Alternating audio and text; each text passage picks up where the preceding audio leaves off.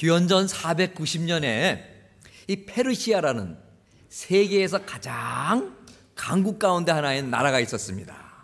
이 페르시아가 어느 날 이 그리스의 도시 국가인 아테네와 그리고 스파르타를 침공을 합니다. 이 엄청난 당시 강국이었던 페르시아 대군이 이 침입한다 하는 소식을 듣고 아테네의 모든 시민들은 매우 긴장하기 이르렀습니다. 당시 아테네의 병력으로는 이 엄청난 이 페르시아에 공격하는 그 병력을 당해낼 재간이 없었던 것입니다. 그뿐만이 아니었습니다. 자칫하면 종족 보존마도 위태로운 긴박한 상황이 이제 벌어질 뻔하는 것입니다. 국가의 존폐가 풍전등화와 같은 절대절명의 위기를 맞은 아테네는 불과 10,000명의 기갑병으로 페르시아 원정군을 맞서서 싸워 이겨야만 했던 것이었습니다. 아테네는 그래서 동북방에 있는 42km 지점에서 이 양군을 대치시켰는데 이것이 바로 그 당시에 마라톤 평원이라 하는 곳이었어요.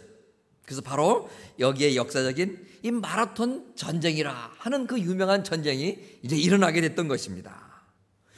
그 당시에 이 아테네를 침공했던 이 페르시아는 무려 이 아테네보다 10배의 그런 우세한 병력을 보유했지만 이 아테네 군사들의 교묘한 전술에 휘말려서 협곡으로 유인되고 하나도 남음이 없이 아주 괴멸되고 말았습니다. 이 기쁜 승전보를 전하기 위해서 필리피데스라 하는 그런 오래 달리기에 아주 능했던 당시의 이제 군사 한 명이 사신으로 임명됐어요. 이 전령이 되어서 이 마라톤 병원에서 아테네까지 이 42km라는 이 장대한 거리를 달리고 또 달려서 드디어 아테네에 도착을 했습니다. 필리페데스는 우리 아테네군이 여러분 승리를 했습니다. 수만 명의 그 아테네 시민 앞에 둘러싸인 가운데 이 한마디를 외치고 그냥 그만 심장이 멎어버려 죽고 말았다 하는 것이 그런 이야기를 기념하여 오늘날에 이르는 이 마라톤 경기가 시작되었다 하는 유래가 있는 것입니다. 그 당시만 해도 42km였는데 오늘날 1908년에 비로소 42.12195km라는 그런 4회 런던 올림픽 때부터 그렇게 좀 거리가 변화되곤 했었죠. 믿음 생활은 생각만으로 할 수가 있을까? 가능치 않다고 봅니다. 믿음 생활은 그러면 말만 어떻게 잘해서 믿음 생활을 잘할 수 있을까? 그것도 가당치 않은 일이라 생각이 됩니다. 믿음 생활, 즉 생활 속에서 반드시 믿음은 실천될 때에 그것은 올바른 믿음 생활이 될 수 있다는 것입니다. 그러기 위해서는 우리들이 성경 속에 훌륭한 신앙 생활을 했던 이 믿음의 조상들 같이 몇 가지 믿음의 기본기를 우리들도 익혀나가야 된다는 것입니다. 그것은 마치 마라톤 선수들이 긴 코스를 완주하기 위해서 꼭 몇 가지 수칙을 지켜야 했던 것과 똑같은 이치인 것입니다. 그래서 오늘 사도 바울은 이러한 우리의 인생을, 신앙의 여정을 이 마라톤 선수들과 같이 비유하면서 그들이 몇 가지 수칙을 지키면서 큰 장거리 시합을 했던 것처럼 우리들도 인생을 마라톤 경기를 달려가는 선수라 생각하면서 꼭 지켜야 될 이 신앙 여정, 신앙의 그 마라톤에 있어서의 기본기가 있다고, 그것을 지키라고 말씀하고 있는 것입니다. 오늘 성경을 보면 1절 말씀에 이러므로 우리에게 구름같이 둘러싼 허다한 증인들이 있으니 라는 말씀으로 시작하고 있습니다. 여러분 아마도 TV 또는 어떤 경기에 참여해서 이 마라톤 경기 마지막 그 골인 지점 경험해 보신 분 있을 것입니다. 생각해 보십시오. 42.195km, 이 대단한 거리가 아니겠습니까? 이것을 완주하고 기진맥진해서 이 결승 지점을 향해서 달려오는 선수들을 맞이하는 이 메인 스타디움에 있는 수많은 관중들을 한번 떠올려 보십시오. 제가 TV로도 여러 번 봤고 또 직접 그런 경기장에서 마지막 그 광경 본 데가 몇 차례가 있었는데 아마도 앉아서 그 달려오는 선수들, 골인 지점을 향해서 수고하면서 들어오는 선수들, 앉아서 맞이하는 사람들 별로 못 봤어요. 다들 일어나서 기립하여 박수를 치고요, 환호를 하면서 수고했다고 격려하면서 환영하고 있는 모든 관중들이 대부분이었다는 거예요. 비록 힘들고 어려운 마라톤과 같은 우리들의 이 땅에서의 인생 신앙 여정이지만 언젠간 반드시 끝날 날이 있습니다. 그것은 바로 마라톤과 같은 이 땅에서 삶을 마치고 천국 입성의 테이블 뜯는 그 날이 바로 그런 날인 것입니다.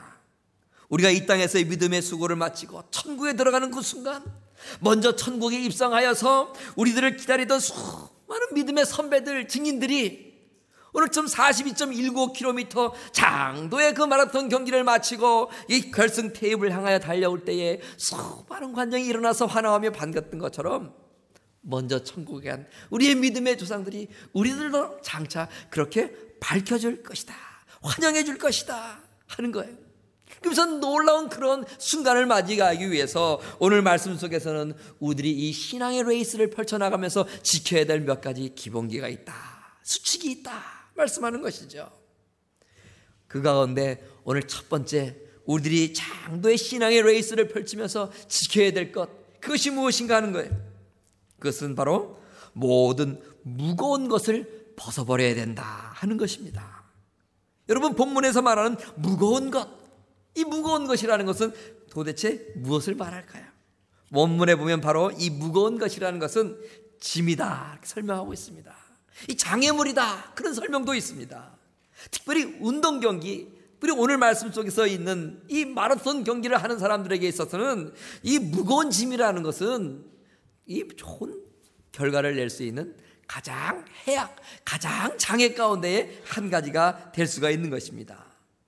여러분, 지난주에 저희 교우들 한 30분이요, 우리가 알고 있는 대로 예배 후에 이 빅서에 있는 파이퍼 공원에 있는 이 폭포까지 한 1시간 남짓해서 갔다 왔어요.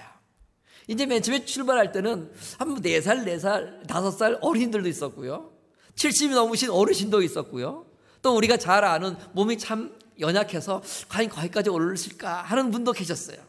그런데 조금 앞서고 뒤서고 하는 차이는 있었지만 이 모든 분들이 그 폭포까지 다 달아났어요. 힘든 분은요, 어떤 분은 옆에서 계속해서 손을 잡아주기도 하고요, 처지면 같이 얼마든지 먼저 갈 수 있는데도 불구하고 그분하고 대화를 하면서 도와주면서요, 끝까지 목적지까지 잘 도착을 하고 또 마지막 또 이렇게 파킹plat까지 잘 내려오는 그런 아름다운 모습도 보면서 참 감사하다, 즐겁다, 기쁘다, 감사하다, 이런 마음이 저절로 나오더라고요. 근데 여러분, 그 폭포까지 1시간 좀 걸려서 올라갔는데 그 중에 함께 갔던 우리 교우 가운데 한 분이 이런 말씀을 하셨어요. 저는 평소에 운동을 참 안 하고요, 체력적으로도 과연 내가 이 산을 올라갈 수 있을까, 이 많은 근심을 했다는 거예요. 그런데 그럼에도 불구하고 제가 이 자리에 올 수 있는 이유가 있었는데, 그건 뭐냐, 운동화를 좋은 거 신으셨다는 거예요. 그래서 그 운동을 한번 보니까 여러분 생각해 보세요. 등산화인데 이제까지 등산화하면 여러분 본 등산화는 거의 투박하고 딱딱합니다. 그 무겁습니다. 그런데 요새는요, 등산화가 아주 가볍고 부드럽고요, 그리고 아주 컬러풀하게 형형색색의 등산화들이 많이 나오는데 그분 운동화를 가만히 보니까 정말 저 신을 신으면 어떤 산이라도 가볍게 올라갈 수 있겠구나, 그런 생각이 드는 거예요. 마찬가지입니다. 여러분, 가벼운 등산화 덕에 산을 잘 오를 수 있는 것처럼 우리의 신앙 여정에도 무거운 짐 벗어버리면 이처럼 영적인 가벼움으로 한결 방해를 받지 않고 주님을 향하여 잘 달려나갈 수 있다 하는 것입니다. 1992년 바르셀로나의 올림픽 마라톤 금메달리스트가 누굽니까? 다 아시죠? 황영조 선수. 모르는 분 없을 거예요. 근데 그 황영조 선수가 그 금메달을 목에 건 사건만큼이나 나중에 이런 일이 있었구나 하고 우리에게 놀램을 준 일이 있어요. 그 당시 이 황영조 선수를 후원하는 이 스포츠 용품 제작 회사가 있었는데요, 어떻게 하면 이 황영조 선수가 잘 달려나갈 수 있을까 하면서 그가 신은 이 러닝 슈즈를 어떻게 인체공학적으로 잘 연구해서 만들 수 있을까, 연구를 거듭했다는 거예요. 그래서 그 결과 그 황영조 선수가 그 러닝 슈즈를 신고 1등을 했다 하는 거예요. 근데 여러분, 그 연구를 하기 위해서 운동화 한 켤레 이거 만들기 위해서 연구를 했는데요, 그 연구비가 얼마나 들었는가? 그 당시에 기사를 보니까요 1억 원이 들었다는 거예요. 대단하죠 여러분? 이 운동화 한 켤레 만들기 위해서 1억 원을 들였다는 거예요. 그 후에 여러분, 그 제품이 이제 양산이 되어서 많은 사람들이 그 운동화를 사 신었어요. 조깅 즐기고 마라톤 경기 즐기는 분들은요, 그 운동화 사면서 너도 나도 하경조가 이 신 신고 1등 했다, 1억 원 들여서 연구한 운동화다 하면서 자랑하면서 그 신을 많이 신고 운동들을 많이 했대요. 바로 운동선수가 거추장스럽게 여기지 않도록 최대한 부드럽고 가벼운 신발을 만들려는 그 일념으로 그 후원사는 그런 거금을 들여서 운동화를 만들었다는 것입니다. 우리들의 신앙 레이스를 펼치는 데도 마찬가지입니다 여러분. 무거운 것, 이것이 없어야 되는 것입니다. 그렇다면 여러분, 우리들이 벗어버려야 할 우리들의 믿음의 경주의 무거운 것, 이거는 무엇이겠습니까? 우리들이 모두 무거운 것은 다른 말로 하면 신앙의 경주를 하는데 방해되는 영적인 장애물이다 라고 말할 수 있습니다. 때로는 이 세상의 것에 집착하는 우리들의 그 욕심, 신앙의 레이스를 방해하곤 합니다. 바른 생활을 하려다 보면 예상으로 버려야 할 것이 참 많이 있습니다. 그런데 내려놔야 할 것도 참 많이 있습니다. 그런데 내 속에서는 버리기보다는 자꾸 움켜쥐라고 말을 합니다. 성숙한 믿음 생활을 하려면 때로는 이런 일 저런 일 훌훌 털어버려야 되는데도 우리들의 속사람은 자꾸 그거 붙잡으라고, 그거 집착하라고 자꾸 우리들을 측은하고 우리들을 유혹합니다. 주님을 향해 달려나가는데 자꾸 방해하는 우리들에게 있는 요즘 영적인 장애물이 있다면 그것이 무엇입니까? 성경은 무거운 짐을 벗어버려야 한다 이렇게 말씀하는데, 나는 벗어버리지 못하고 자꾸 움켜쥐려는 것 가운데에 가만히 생각해보면 염려, 근심이 있을 수가 있습니다. 우리가 염려와 근심이 있을 때 마음 상태를 이렇게 저렇게 표현합니다. 여러분 가만히 생각해 보세요. 우리가 마음 수심이 가득할 때, 근심이 가득할 때 내 마음이 어떻다고 말을 합니까?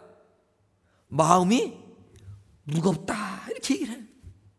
그런가 하면 염려와 근심이 다 해소될 때 마음이 어떻게 해요? 홀가분하다 그런 표현을 하잖아요. 여러분, 마음이 홀가분하다, 마음이 무겁다, 이 문제를 안고 있을 때와 그것을 다 벗어버렸을 때의 상태에 따라서 우리의 마음이 이렇게 표현되는데, 우리의 인생살에도 이처럼 근심과 걱정으로 마음이 무겁기도 하고 홀가분하기도 하는데, 하물며 우리가 일평생 달려나가는 신앙의 그 경주를 하는 데 있어서의 그의 그런 상태는 오죽하겠어요 여러분. 때로는 너무 바쁜 것도 가만히 생각해 볼 일입니다. 때로는 정신없이 바쁜 우리의 일상이 얽어매기 쉬운 무거운 짐이 될 수가 있습니다.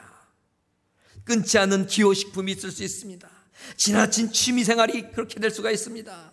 끊지 못한 나쁜 습성이 나를 더 주님을 향하여 달려나가야 되는데 방해하는 그런 장애물이 될 수가 있다는 거예요.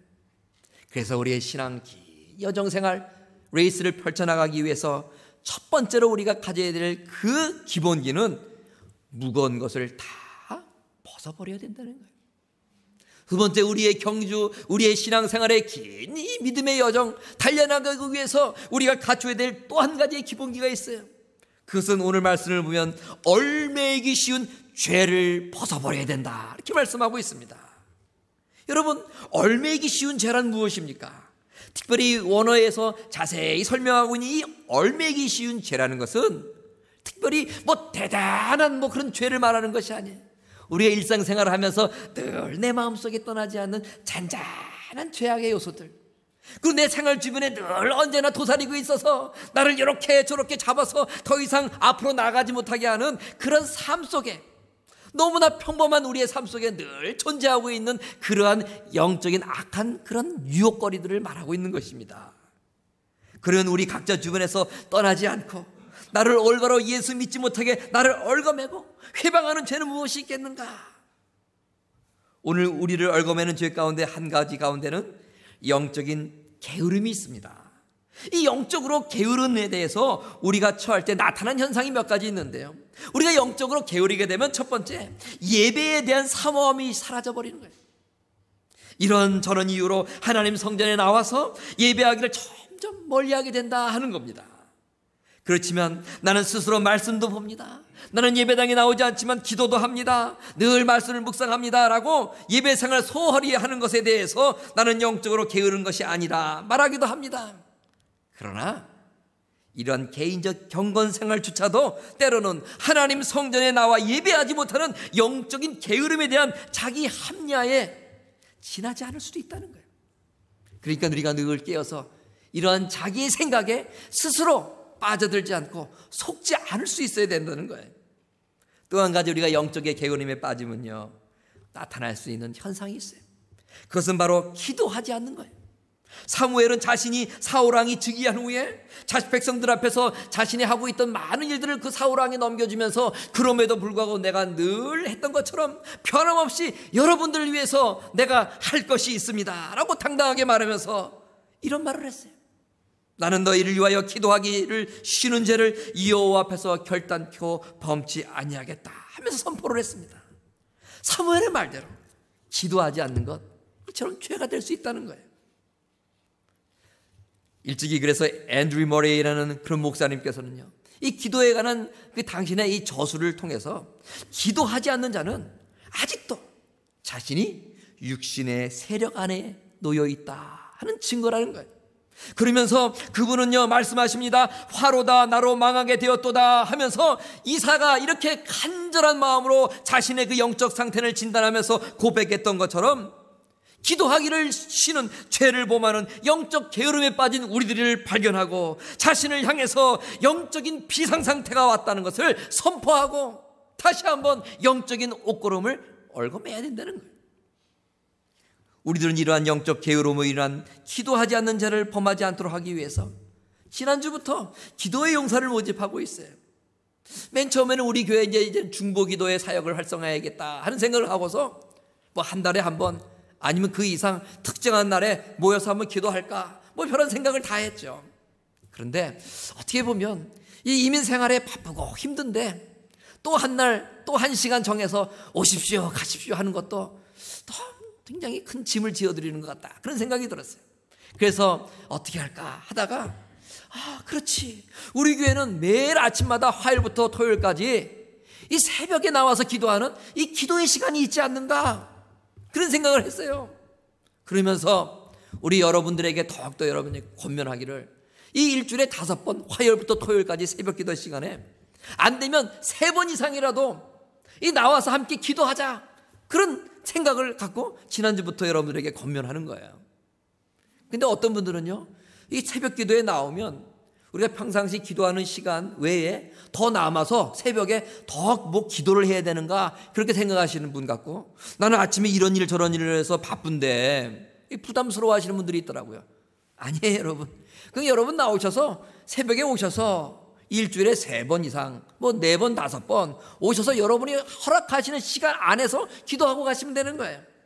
제가 여러분이 이제 함께 합시다 하는 의미에서 교육관에 기도의 용사를 모집합니다 하고 서명단 적어 놓으시잖아요. 오늘까지 보니까 6분인가요? 적혀 있더라고요. 여러분 좀 이름 적어보세요. 그리고 새벽을 깨워보세요. 나와서 기도함으로 기도하기를 쉬는 죄를 범치 않는 기도의 용사가 한번 되어보세요. 일주일에 한 번씩 제가 아니면 2주일에 한 번씩 새로운 기도 제목이 생길 때마다 이 기도 카드를 이제 작정하신 분들에게 이렇게 나눠드릴 거예요. 그럼 여러분 위해서 기도하시고 또 그 나눠드리는 거 보면서 중보하는 거예요. 세상에 여러분 우리가 지금 기도해야 될 제목이 얼마나 많이 있습니까? 그리고 여러분 우리의 마음속에 얼마나 근심이 많아요. 얼마나 염려가 많습니까? 그러나 성경을 보고 하나님 말씀을 보면 염려하지 말라고 말씀하세요. 근심하지 말라고 말씀하시는 거예요. 뭐라고 말씀하세요? 나한테 가져오라는 거예요. 주님이 당장 이 모습이 보여서 우리의 염려 덩어리를 이렇게 칠주도록 드릴 수 있는가? 그게 아니죠. 기도하라는 거예요. 맡기라는 거예요.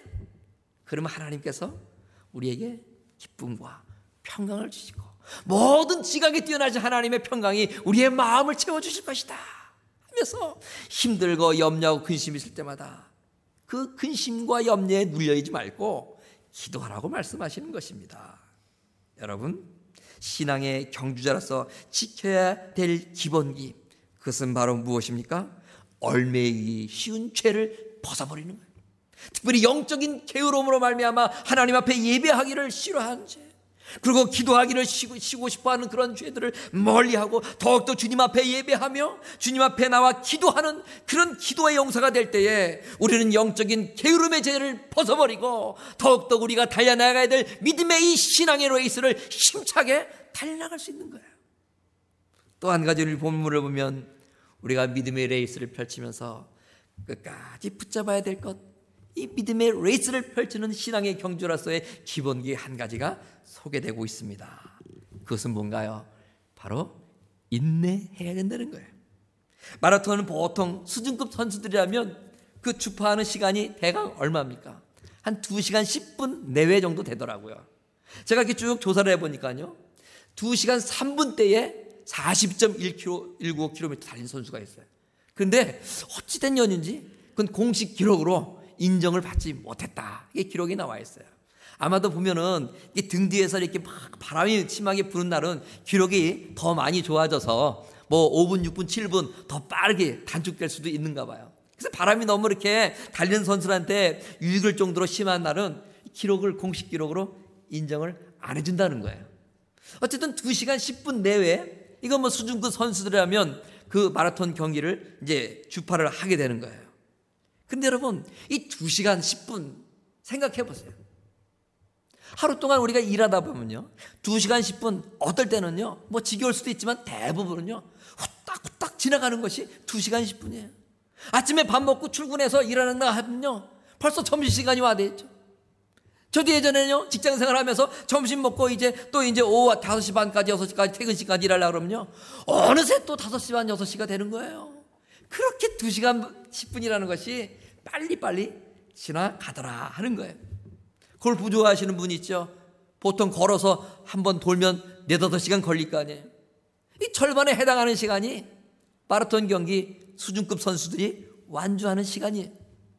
그런데 마라톤 선수에게 2시간 10분 어떤 시간일까요? 때로는 우리가 이처럼 빨리 지나보낼 수 있는 그런 시간인데 이 선수들에게는 어떤 시간일까 하는 거예요. 이들에게 2시간 남짓한 시간은 너무나 힘든 시간일 거예요. 마라톤 선수에게 물어보면 뭐 적당히 설렁설렁 뛴 사람 아니면 이 시간 기쁘거나 행복했다고 말하는 사람 아마 거의 없을 거예요. 너무나 고독했다고 말하고요, 너무나 괴로운 시간이었다 말하는 사람들 많이 들어봤습니다. 너무나 긴 시간, 이 2시간 남짓한 시간인 것입니다. 특별히 마라톤을 달리다 보면요 선수들이 이런 말들 하더라고요. 42.195km 가운데 이 30km 지점에 오면 모든 것이 다 싫고 그냥 여기서 주저앉고 싶고, 이 마라톤 뭐 결승이고 뭐고 태비고 뭐고 다 때려치고 그냥 여기서 포기하고 싶어하는 그런 지점이 있는데 그게 30km 지점을 통과할 때, 그래서 많은 분들이 그런 얘기를 하잖아요. 그 30km 지점, 마의 30km 지점이다, 그렇게 얘기를 하는 거예요. 어떤 사람들은 그 고비를 넘기지 못하고 주저앉고, 어떤 사람들은 그 고비를 잘 극복하고 완주하는 기쁨을 도달하기도 하기도 합니다. 저는요 이때까지 일생에 마라톤 경기 딱 한 번 해봤습니다. 그리고 하프 마라톤 딱 한 번 했어요. 고등학교 때 제가 한번 뛰어봤는데요, 고등학교 때 하프 마라톤 하는데요 그 기록이 얼마나 2시간 거의 다 걸렸어요. 1시간 50분 정도 걸렸어요. 그러니까 수준급 선수들은 그 온전한 풀코스를 뛰는 시간에 제가 하프 마라톤 뛰었더라고요. 그리고 풀코스 한번 완주했죠. 그 풀코스 몇 시간 걸린지 아세요? 한 4시간 한 40분 정도 걸렸어요.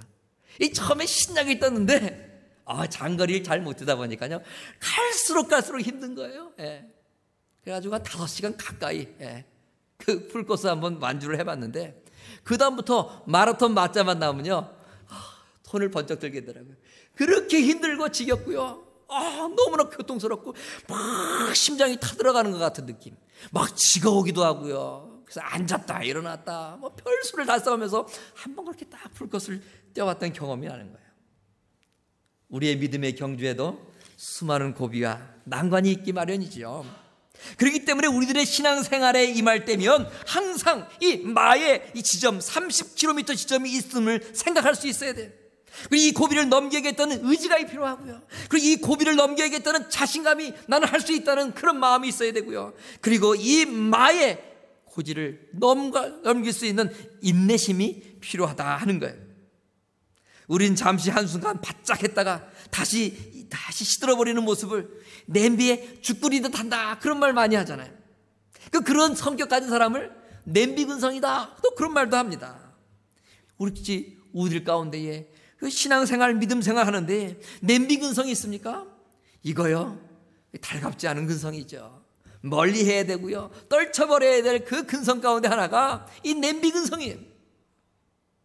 제가 고등학교 시절에 선배 한 분이 어느 날 교회에서 저를 부르시는 거예요. 영주야, 이리 와봐라. 가봤죠. 그랬더니 이 선배가 하시는 말씀이, 너 공부는 요즘 어떻게 하고 있니? 성적표를 한번 갖고 와봐라. 그러시는 거예요. 여러분, 제가 그 선배가 성적표 갖고 오라 그러는데, 이 선배가 말하니까는 하나님 다음으로 그냥 무서운 분이 선배인데 성적표를 가져가야겠어요. 근데 또 자신이 없는 거예요. 그래서 여러분, 제가 성적표 그 형한테 가져갔겠어요? 안 가져갔겠어요? 안 가져갔죠. 아니, 못 가져갔죠.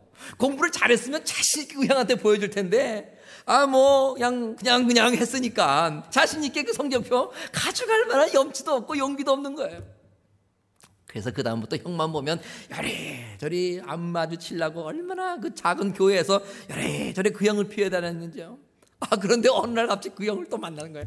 교회 마당에서, 영주야, 일로 와봐. 그래서 이번엔 또 뭘 또 다 가져오라 그러려나, 두근반 하면서 형 앞에 갔더니, 형이 벤치 교회 마당에 있는데 앉으면서 자기 옆에 앉으라는 거예요.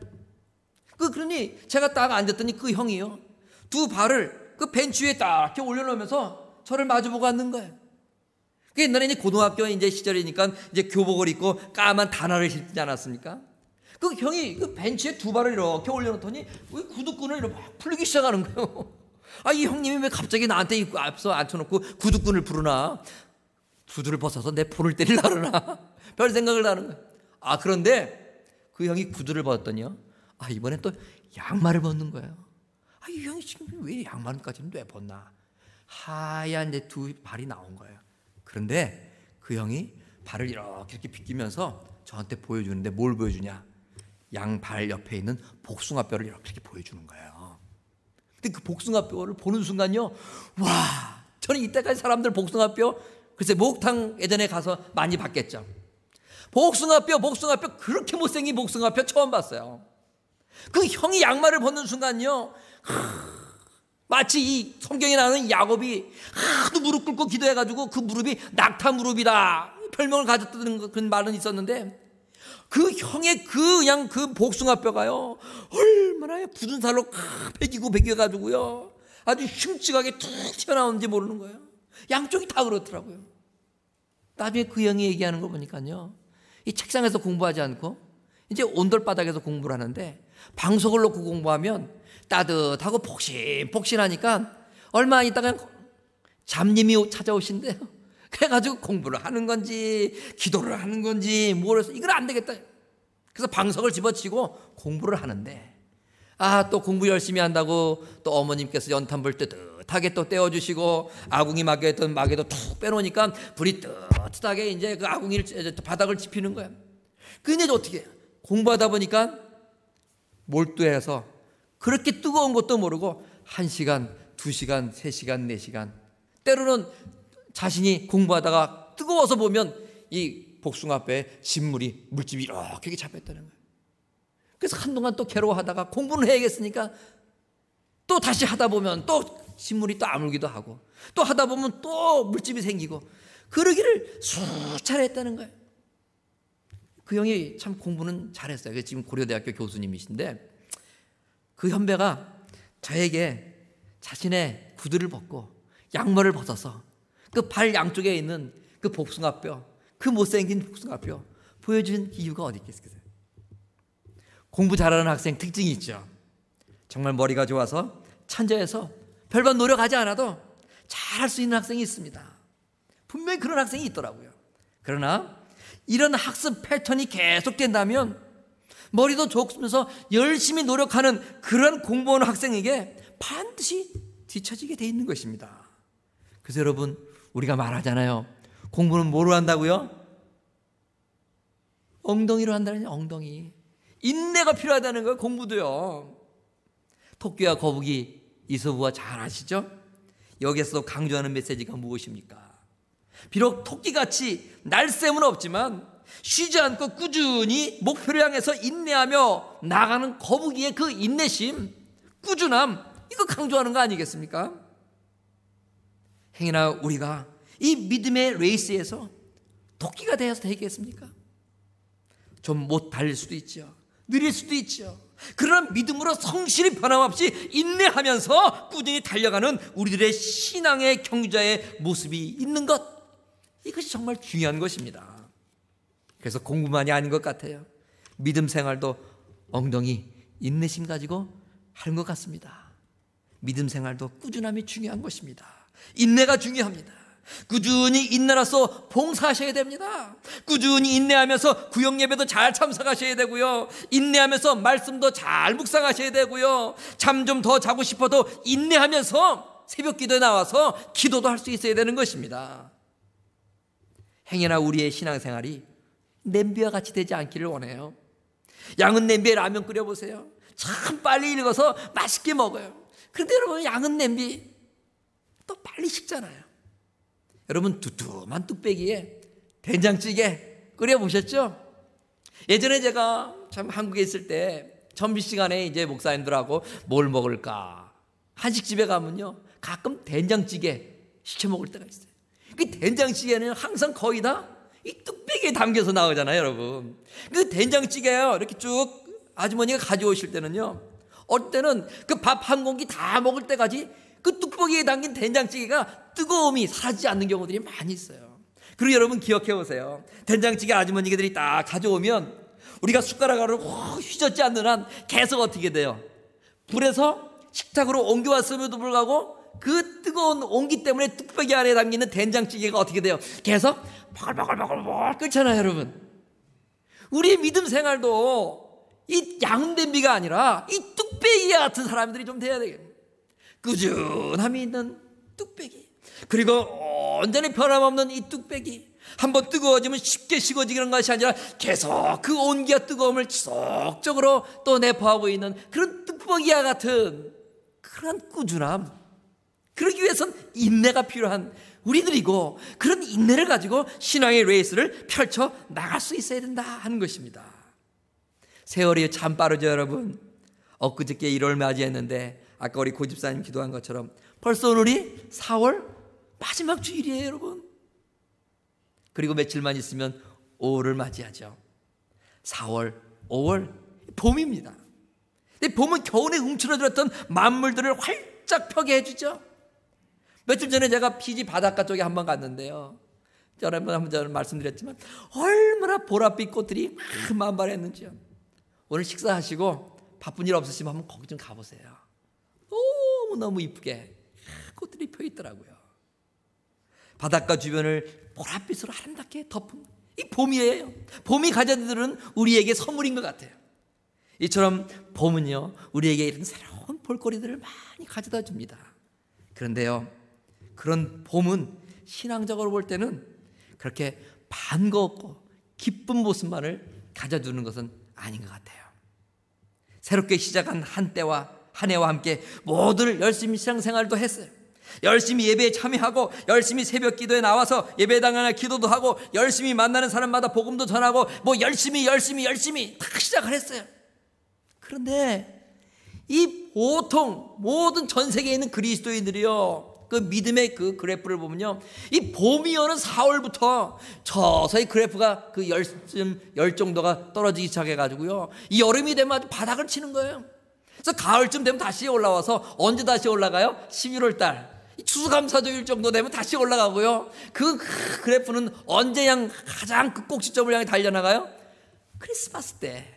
그리고 그 꼭지점을 향해서 치달았던 그 신앙의 열 정도는요, 그래프는요, 언제까지 계속돼요? 그 다음에 2월 한 3월 정도까지는 계속해서 정상을 달리는 거예요. 그러다 영락없이 또 봄이 돼서 4월달, 5월달, 6월 되면 다시 이렇게. 그래서 여러분, 봄은 이처럼 아름다움을 우리에게 많이 가져다 주고 기쁨을 주지만 어찌 보면 영적으로 보면요 마라톤 선수에게서 30km 지점과 마찬가지예요. 마의 지역이야 이 말이에요. 그러니 우리가 이때에 그냥 이 마의 지역에서 피곤하다 힘들다 그냥 주저앉아버리는 마라톤 선수 돼야 되겠냐 이 말이에요. 이런 신앙의 경주, 신앙의 레이스를 펼치는 믿음의 사람이 되어야겠냐 이 말이죠. 아까 이사야가 말했던 것이 우리가 영적으로 점점 나약해지면 바로 뭐예요? 화로다, 나로 망하게 되었구나 하면서 자신의 영적인 건강도를 깨닫고 영적인 비상사태를 선포해야 되는 거예요. 그래서 또 자기와의 싸움 속에서 하나님의 능력을 의지하면서 말씀을 보고 예배하면서 기도하기를 힘써야 되는 것이죠.